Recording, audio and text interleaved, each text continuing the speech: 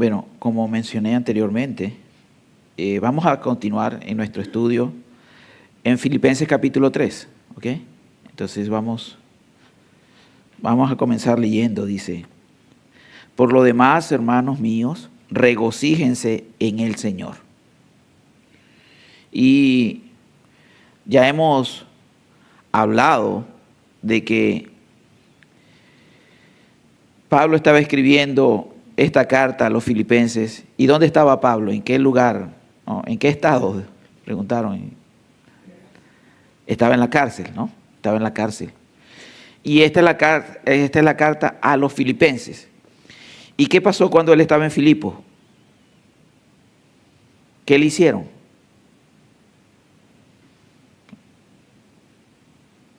¿No se acuerdan de qué le hicieron? Él estaba predicando la palabra, ¿verdad? Y entonces lo metieron preso también en Filipos, después de azotarlo mucho, ¿verdad? Y ahí conoció al carcelero, ¿no? Qué casualidad, ¿no? Era la providencia de Dios. Y luego tuvo que dejar Filipo porque lo estaban amenazando.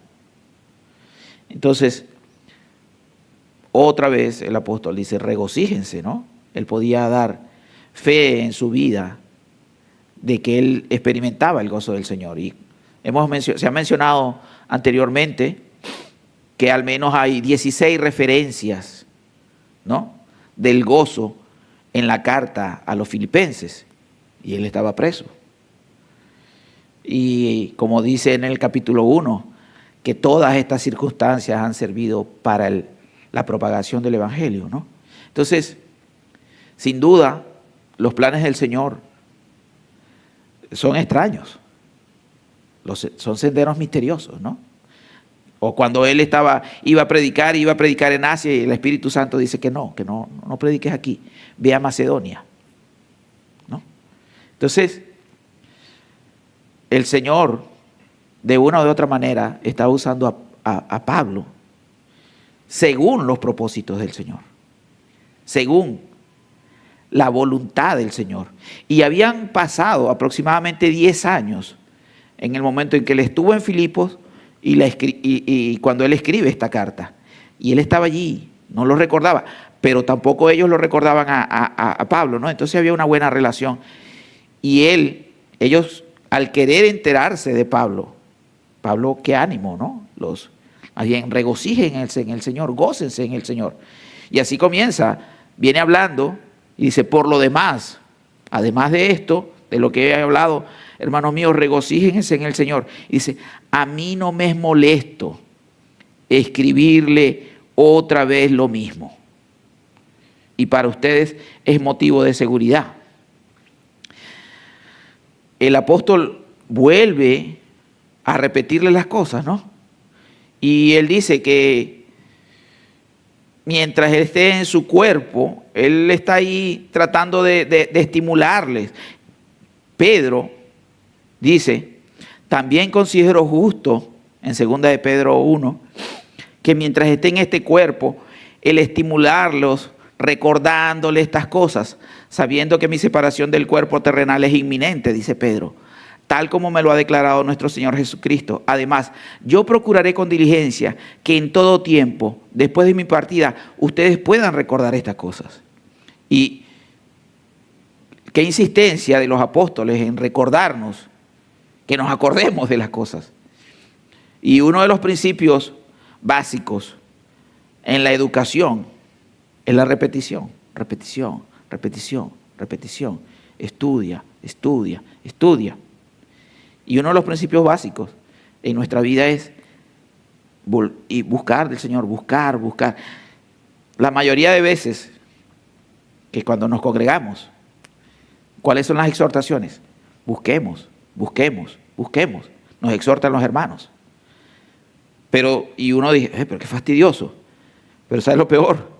Es que a mí se me olvida. ¿Ve?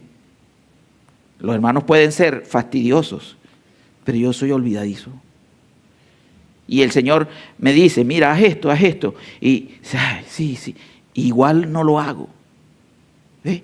Entonces el Señor nos conoce. Él sabe que se me olvida, que me entretengo, que me distraigo, ¿no? Con tantas cosas. Bien sea ocupaciones, trabajo, entretenimiento hoy en día que es tan común, pero algo y se me olvida. Y el apóstol por eso les recuerdo, ¿no? A mí no me pesa escribirles otra vez lo mismo. Para ustedes es seguro. ¿Ve? Y hace poco que estudiamos la epístola o la carta de Santiago. ¿Y qué decía Santiago? No sean oidores olvidadizos, sino hacedores de la palabra. A mí se me olvida. ¿Ve? O sea, a mí se me olvida. Sino hay que hacer un hacedor eficaz. Hay que recordarse, verse en el espejo e insistir.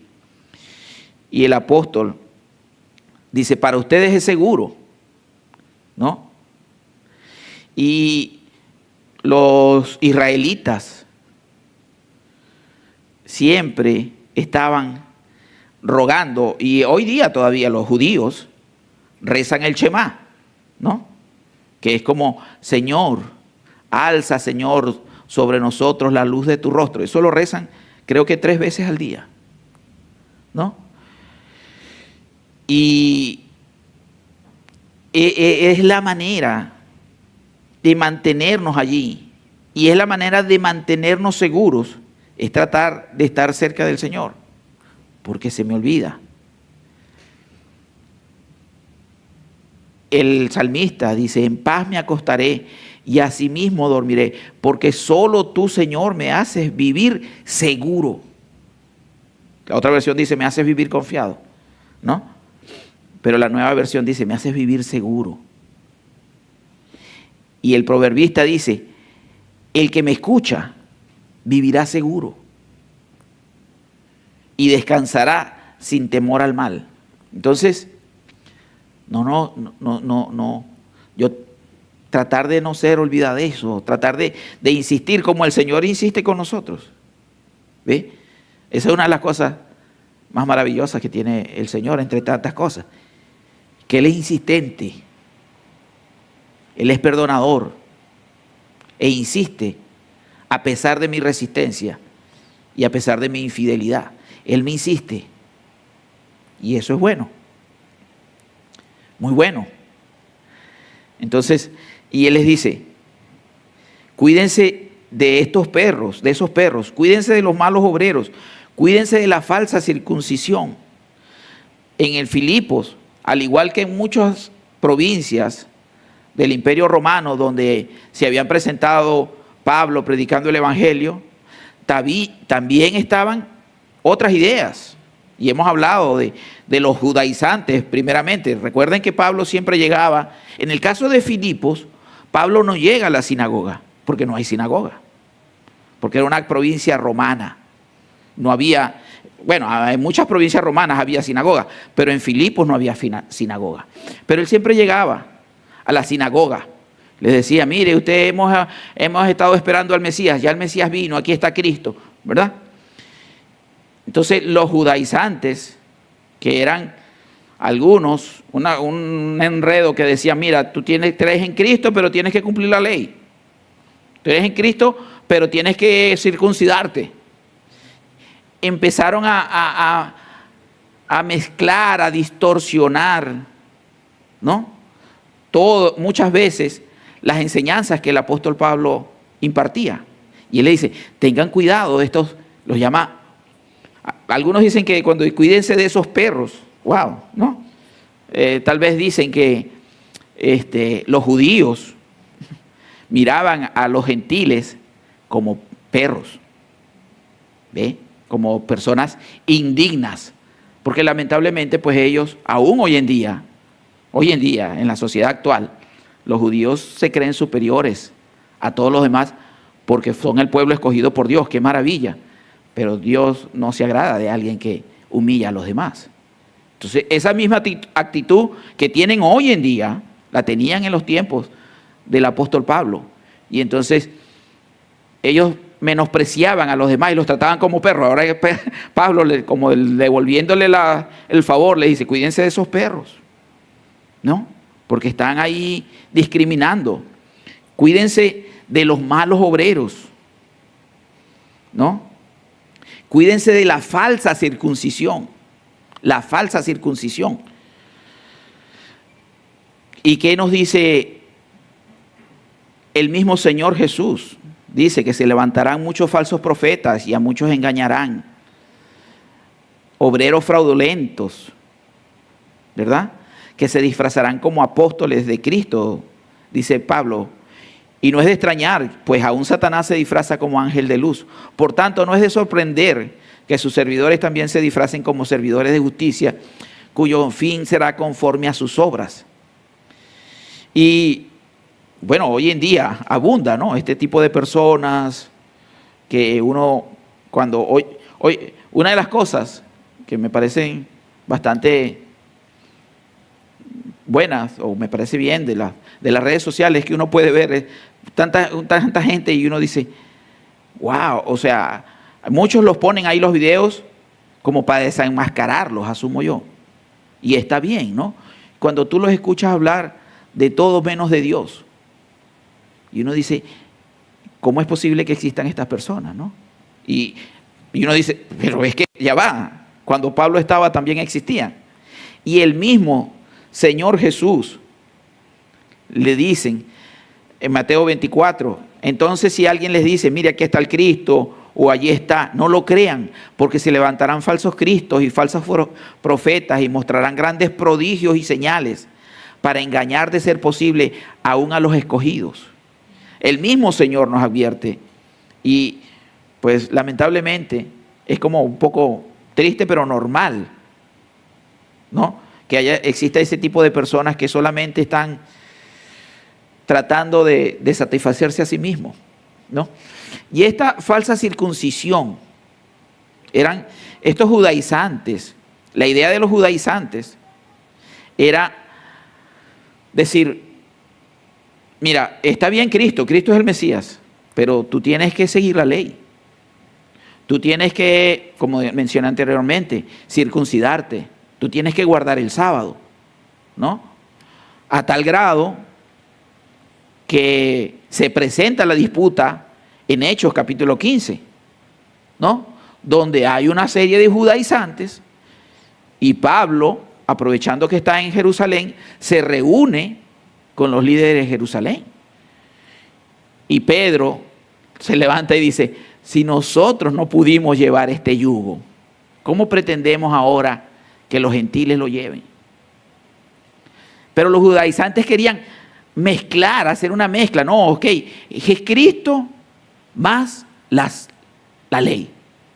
Le hace Cristo más las obras, pudiéramos decir. Cristo más las obras. Eso te va a dar la salvación. Y en el libro de Gálatas vemos cómo Pablo los enfrenta directamente porque había muchos judaizantes en Galacia, ¿no? Era tal vez la principal amenaza ante los cuales el apóstol le dice, ¿quién les ha enseñado este falso evangelio? No es que haya otro evangelio, sino que este era un evangelio distorsionado. Pero también había otro grupo de personas que tal vez se le puede, como los gnósticos. Los judaizantes dicen, Cristo más obras. Pero los gnósticos decían, si yo tengo un conocimiento de Cristo, yo no necesito obras. Puedo vivir como se me venga en gana. Qué paradoja. Unos decían, no, Cristo está bien, pero hazle obras. Y el otro decía, Cristo está bien, pero yo no necesito obras. Yo puedo vivir como se me antoje. Qué conflicto, ¿no? Entonces, tenemos, y hoy en día tú puedes ver esas mismas corrientes de pensamiento. Porque yo sigo varios canales de YouTube de personas así que hablan del judaísmo, y a uno que le gusta leer la Biblia, a mí me encanta, ¿no?, las cosas, y muestran pasajes o paisajes históricos relacionados con la palabra de Dios. Y es algo encantador, ¿no? Y mira, aquí vivió Sansón y aquí se luchó y este es el valle de Armagedón y explican y hablan y como te hablan el hebreo, wow, fascinante, ¿no? Pero hay que tener cuidado, de ahí es más allá de que empezar a usar las costumbres judías. Y hay mucha gente, ¿no? En Latinoamérica, increíble, gente con vestimenta tipo, nosotros que judías, pero nosotros latinoamericanos que somos una mezcla de todo, de donde nos nacieron esas raíces judías. Pero hay los otros también, que dicen, Cristo y más nada. Yo puedo vivir como quiero, porque yo no necesito obras, ya Cristo me salvó. ¿Ve? Eso tampoco es así, porque pues las obras validan mi fe, demuestran mi fe. Y hasta por ahí hay videos donde dicen John Piper es un profano, es un hereje. Yo cuando lo vi, a mí me gusta, yo leo bastante cosas de John Piper, y yo, wow, no, porque John Piper dice como dice la Biblia. Si tú tienes fe, muéstrame tu fe por tus obras, ¿no? Yo no puedo ser de los Astros de Houston y no ir a los partidos. ¿Y cómo quedó el partido? No sé. Y mire, ¿y el campeonato? No tengo nada que ver. O soy de los Cowboys. ¿Y cuándo juegan? No sé. ¿Cuándo empieza la temporada? No sé. Entonces, no puedo yo llamarme cristiano y no dar frutos de... Es algo tan simple como eso. ¿Ves? Los que son aficionados de los Cowboys saben los partidos, quiénes juegan. Y el hijo mío se pone a decirme, no, papá, que el quarterback y tal. Yo, sí, y yo no sé nada de fútbol americano. Y yo, ok, muy bien. Vamos a hablar de fútbol, ¿no? De soccer, de eso sí. Pero yo no puedo, de igual manera, decir que soy cristiano y vivir una vida totalmente separada de Cristo, sin obras que confirman. Y a veces, a veces nuestras obras no son muy buenas, que digamos, ¿no? Y ahí está la mano del Señor, obrando en nosotros. Y eso más o menos era la situación que estaban viviendo los filipenses. Pero él luego dice en el versículo 3, porque nosotros somos la verdadera circuncisión. Nosotros los cristianos somos la verdadera circuncisión, ¿no? Y Pablo le dice a los romanos, si tú que llevas el nombre de judío y te apoyas en la ley, que te glorías en Dios y conoces su voluntad, que apruebas las cosas que son esenciales, siendo instruido por la ley, y te confías en que eres guía de los ciegos, luz de los que están en tinieblas, instructor de los necios, maestro de los faltos de madurez, que tienes en la ley la expresión misma del conocimiento de la verdad. Tú que enseñas a otro, ¿no te enseñas a ti mismo? Tú que predicas que no se debe robar, robas. Tú que dices que no se debe cometer adulterio, adulteras. Tú que abominas a los ídolos, saqueas templo. Tú que te jactas de la ley y violando la ley deshonras a Dios. Porque tal como está escrito, el nombre de Dios es blasfemado entre los gentiles por causa de ustedes. Pablo los acusa, los desenmascara porque eran, lamentablemente, y lo siguen siendo. Yo otra vez estaba escuchando un muchacho en un video y él decía, mira, yo soy un buen judío, yo soy un buen creyente de Dios, mira las cosas que yo hago, yo guardo el sábado. Y él hizo una retahíla de todas las cosas que él hacía. Yo le comenté, hermoso momento fariseico, ¿no? Y a veces también nosotros somos así, ¿no? Pero ellos se jactaban de eso. Pero no es suficiente porque Dios quiere un poquito más. O Dios quiere nuestro corazón, que todavía es más difícil. Es fácil para nosotros cubrir las apariencias. ¿Sabe qué es difícil? Entregar el corazón. ¿Por qué? Somos malos. ¿Ve? Y nuestro pecado, nuestra naturaleza pecaminosa nos está esperando. Nos está metiéndole la cola, poniendo la trampa. Y caemos. ¿Verdad? Y esa es la lucha. Entonces, pero, continúa Pablo, ciertamente la circuncisión es de valor si tú practicas la ley, Pero si eres transgresor de la ley, tu circuncisión se ha vuelto incircuncisión. Por tanto, si el incircunciso, como nosotros, o sea que no estamos circuncidados, cumple los requisitos de la ley, circuncidados según el ritual de la ley, ¿no? Porque en los Estados Unidos a los niños los circuncidan cuando nacen, ¿no? No se considera su incircuncisión como circuncisión. El cumplir la ley, el ser devoto, el con corazón obedecer a Dios, es la verdadera circuncisión.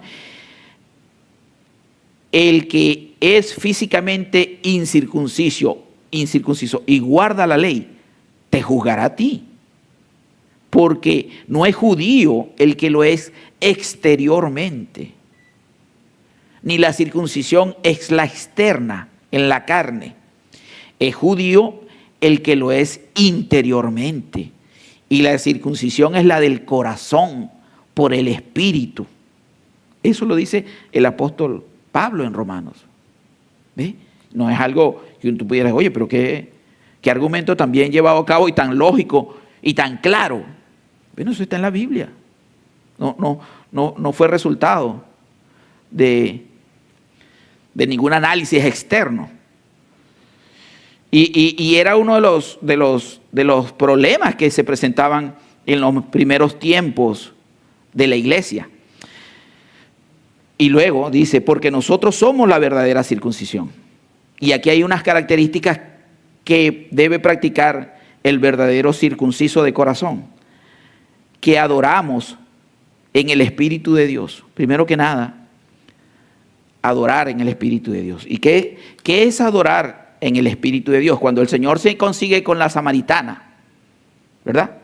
Dice, y la samaritana en su confusión y en su enredo, pobrecita, nosotros adoramos, ustedes dicen que debemos adorar en Jerusalén, nosotros adoramos aquí, ¿no? Y el Señor le dice, es necesario adorar en espíritu y en verdad. Cuando el Señor se refiere a adorar en espíritu, es que debemos ser sinceros, un espíritu de sinceridad en nosotros, nuestra parte. Adorar a Dios. Alabar a Dios. ¿Y por qué deberíamos adorar a Dios? ¿Por qué deberíamos? ¿Qué significa adorar a Dios? ¿Qué significa alabar a Dios? Es una pregunta. Vivir para su gloria. Pero por lo menos ahorita viene el servicio. Y venimos a adorar. Hay un himno que dice, venimos a adorar, ¿no? ¿Por qué significa? ¿Qué venimos a hacer? ¿Qué es adorar? ¿Qué es alabar? A rendirnos a Él. A darle gracias, ¿verdad? A demostrar nuestra devoción, ¿sí? ¿Por qué? ¿Por qué venimos a hacer eso? Porque Él se merece todo. ¿Por qué Él se merece todo? Porque Él es el dueño de nuestras vidas. Él nos dio la vida y nos dio la salvación. ¿Ve?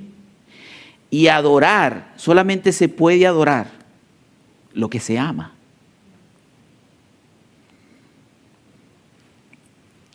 Solamente se puede adorar lo que se ama, porque cuando venimos ahorita a la adoración, a la alabanza o al servicio, venimos a darle gracias a Dios. Pero gracias a Dios, ¿por qué? Porque me salvó de mis pecados. ¿Ve? Porque me libró de la muerte. Porque yo estaba perdido. Y Él fue y me rescató. Y yo, mientras más me llamaba, yo más me alejaba. Pero Él no se dio por vencido. Y más me insistió. ¿Ve? Y fue y me buscó aún en contra de mi propia voluntad. Me escogió desde antes de la fundación del mundo. Y se recuerdan de aquella mujer que el Señor, este fariseo Simón, invita al Señor a su casa. Tal vez lo haría para lucirse, o tal vez por curiosidad, porque el Señor le reclama, le dice, mira, yo llegué a tu casa y tú no me besaste, no me diste la bienvenida, no me diste agua.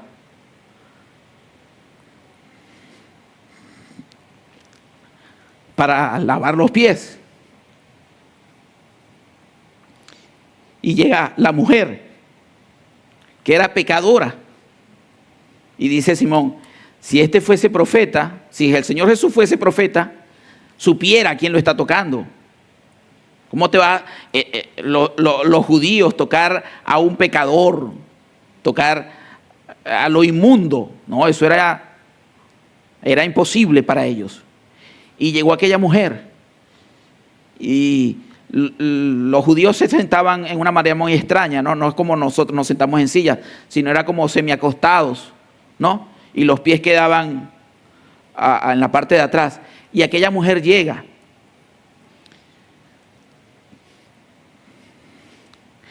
Y se pone a lavarle los pies al Señor con sus lágrimas. Y le besa los pies. Y le seca los pies con sus cabellos. ¿Ve? Y el Señor le dice a Simón,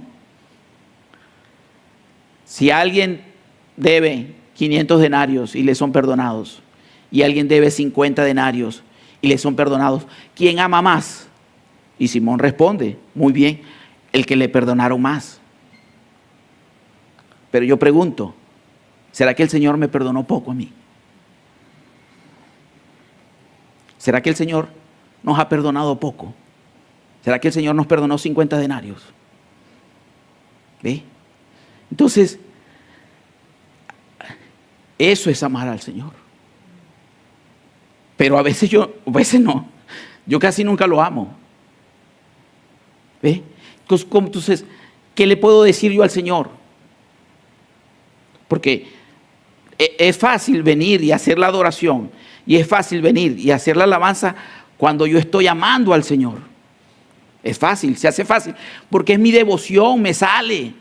Como cuando uno tiene los hijos, ¿verdad? Y están pequeños. Y uno los mima y los abraza y los besa. Y provoca comérselos. Y después cuando están grandes uno se arrepiente de no habérselos comido. Pero eso es otra cosa.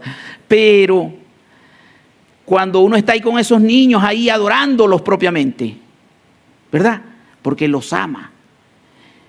Y así el Señor nos ha amado y nosotros le amamos a Él porque Él nos amó primero.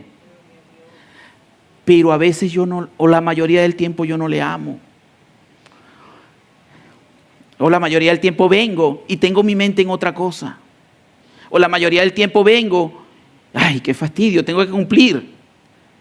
Y el culto se hace largo, porque no nos agrada. El culto es largo porque no nos agrada. ¿Cómo hago yo, entonces, para amar al Señor? Yo pregunto a los que son casados, ¿cómo hicieron para casarse con sus esposas? ¿Ve?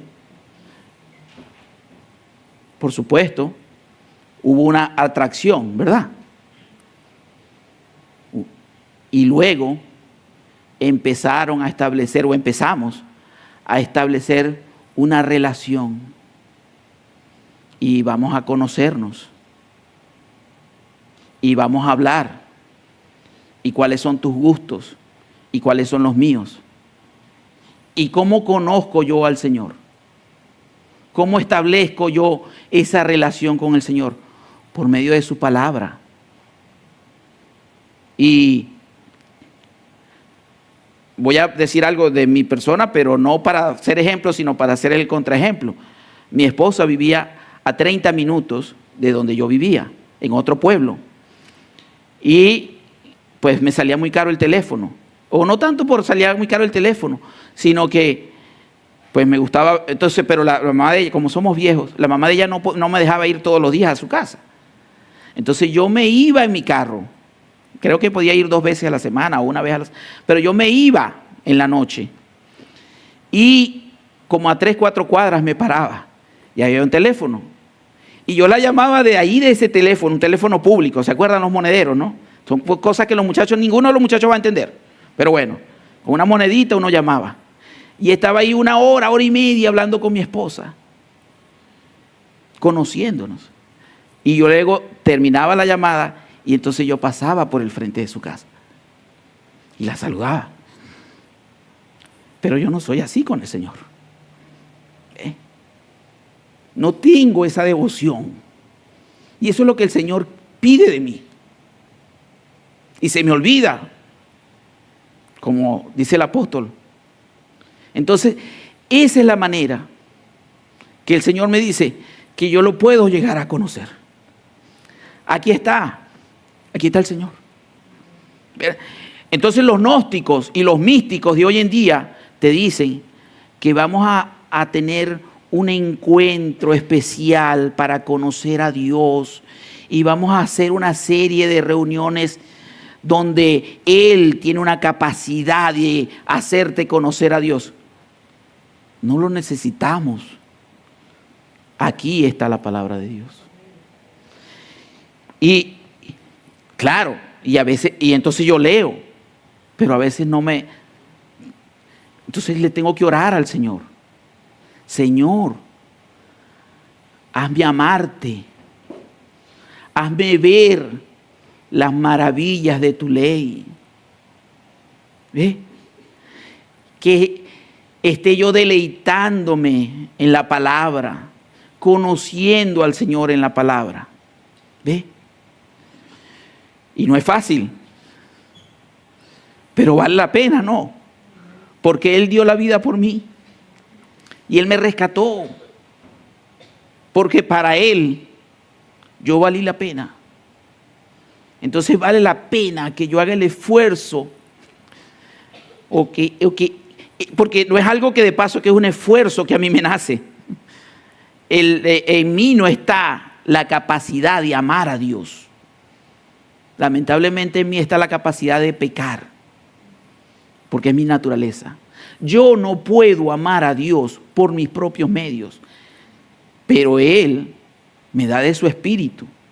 Dios en mí, Dios en nosotros, para entonces yo amarle. Él es la chispa, la bujía que hace encender el vehículo.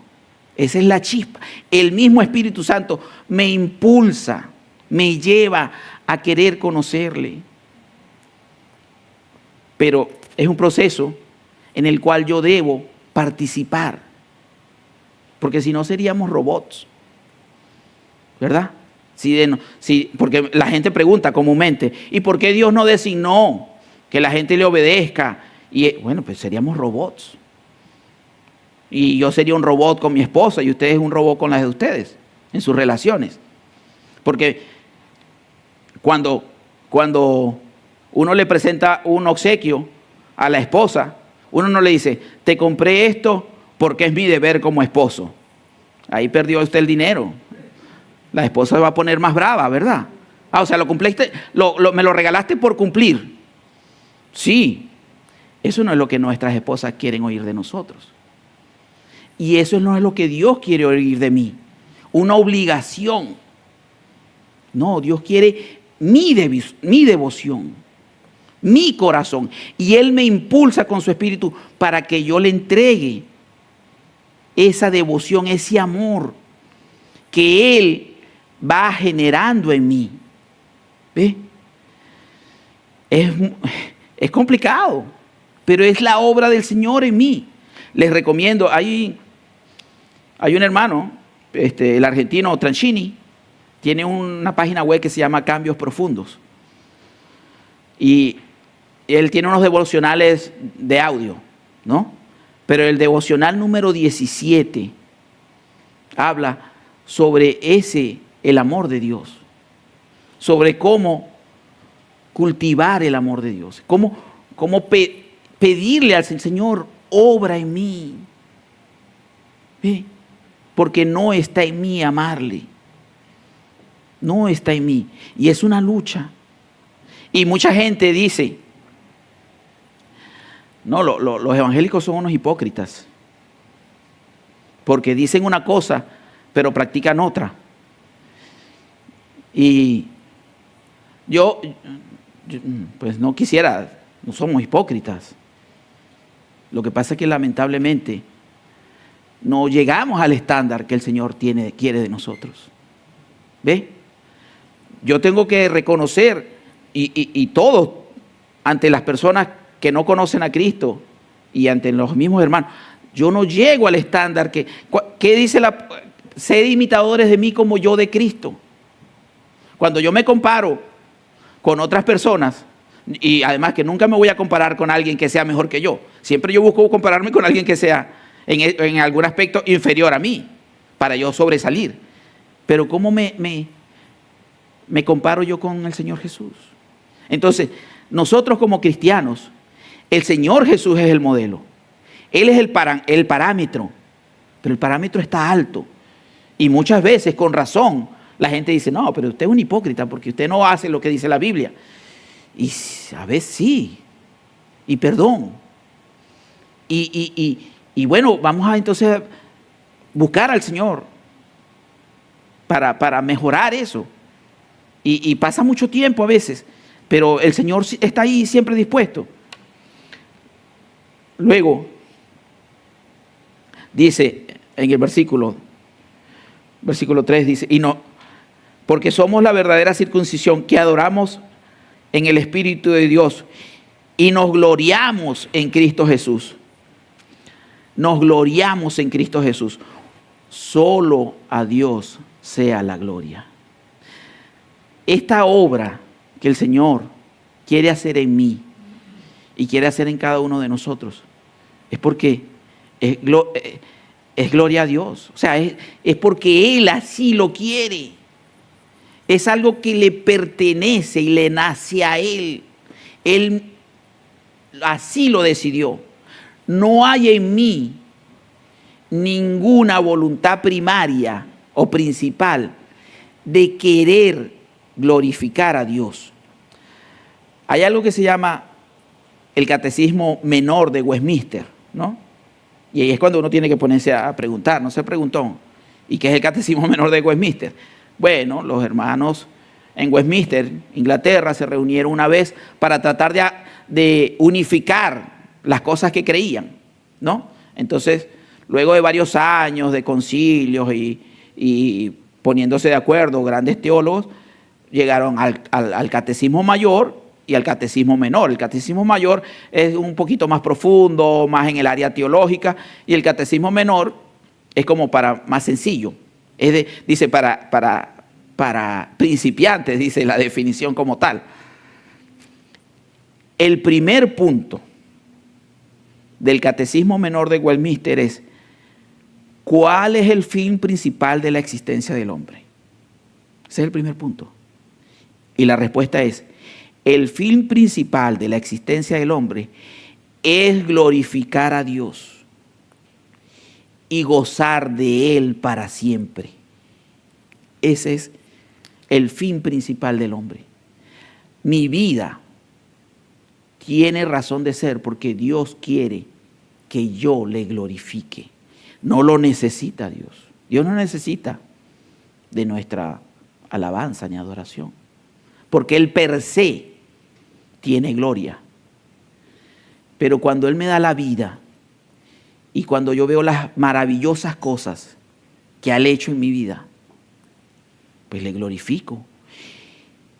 Y cuando yo le glorifico y le conozco y le alabo y le adoro, la gloria es para Dios, pero a mí me queda la alegría, el gozo de poder tener el privilegio de conocer a ese Dios, de alabar a ese Dios. Ese es lo que aquí el apóstol me dice: nos gloriamos en Cristo Jesús, no poniendo la confianza en la carne. No hay nada en mí que me haga meritorio de recibir algún favor de Dios. Y lógicamente a muchas personas no les agrada eso, porque todos nos creemos dignos, como los judíos, que se creían dignos por sus obras. El problema es que para entrar al cielo hay que ser perfecto. Esa es la medida, el estándar es la perfección. Y nadie alcanza, solamente Cristo. Entonces, o entramos al cielo porque Cristo me ha perdonado, porque yo voy bajo su cobijo por su obra en la cruz. es que yo voy al cielo, pero nada de lo que yo pueda hacer me va a dar la entrada al cielo. Solamente en Cristo, como decía el corito, solamente en Él, la salvación se encuentra en Él. No hay otro nombre dado a los hombres, solamente en Cristo, solamente en Él. Así decía el corito. Y así es, no hay nada en mí que me haga. Y el apóstol Pablo dice, aunque yo podría confiar también en la carne, y da su pedigrí, su raza, hebreo de los hebreos, benjamita, del linaje de Israel, fariseo, celoso al grado de que perseguía a la iglesia, irreprensible, pero todo lo que era para mi ganancia lo he estimado como pérdida por amor de Cristo. Todas esas cosas que Pablo acumuló en su vida de religioso, él lo dejó por amor a Cristo. ¿Ve?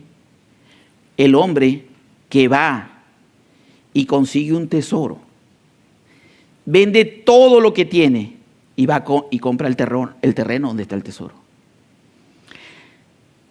Él sopesa qué vale más, lo que tengo o el tesoro. El vendedor de perlas que va y tiene perlas, no es que no tenía perlas, tiene perlas y consigue la perla de gran precio, va y vende todo lo que tiene y compra la perla de gran precio. ¿Qué tan valioso Dios es para mí? ¿No? El Señor dice, ¿de qué valdrá el hombre si ganare todo el mundo y perdiere su alma? En este caso, que nosotros que hemos sido bendecidos con conocer a Dios, ¿cuánto vale Cristo para mí?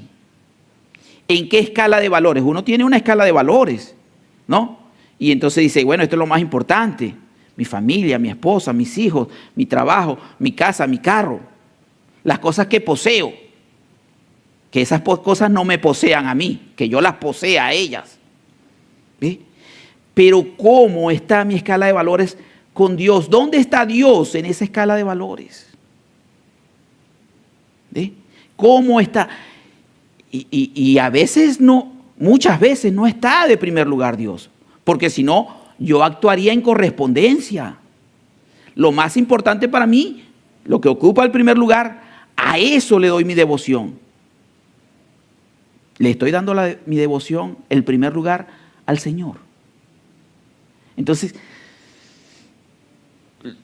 puedo concluir primero pidiéndole al Señor que yo pueda ajustar mi tabla de valores. Que yo pueda, con su ayuda, que es la única manera, pueda calibrar bien mi balanza y ponerlo a Él de primero.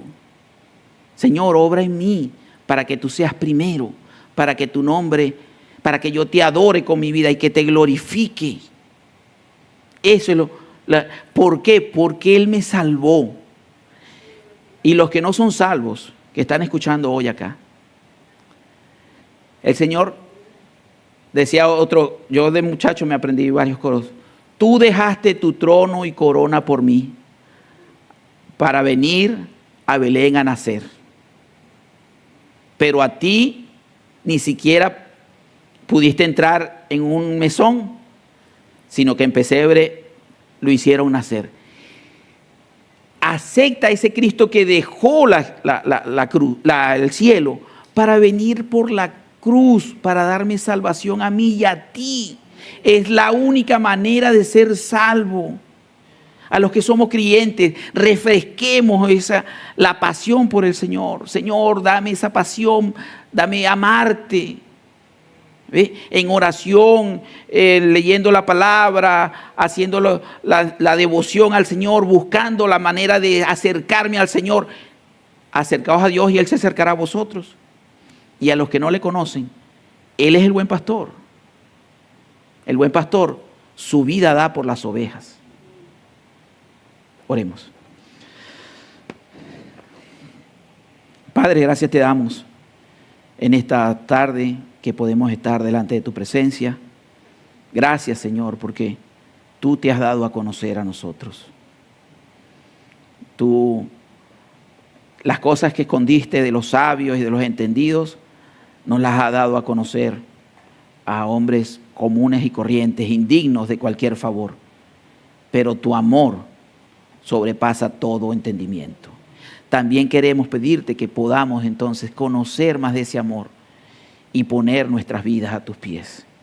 Y aquellos que no te conocen puedan llegar a entender que el mayor valor que hay en la vida es conocerte a ti, al único Dios verdadero y a Jesucristo su Hijo.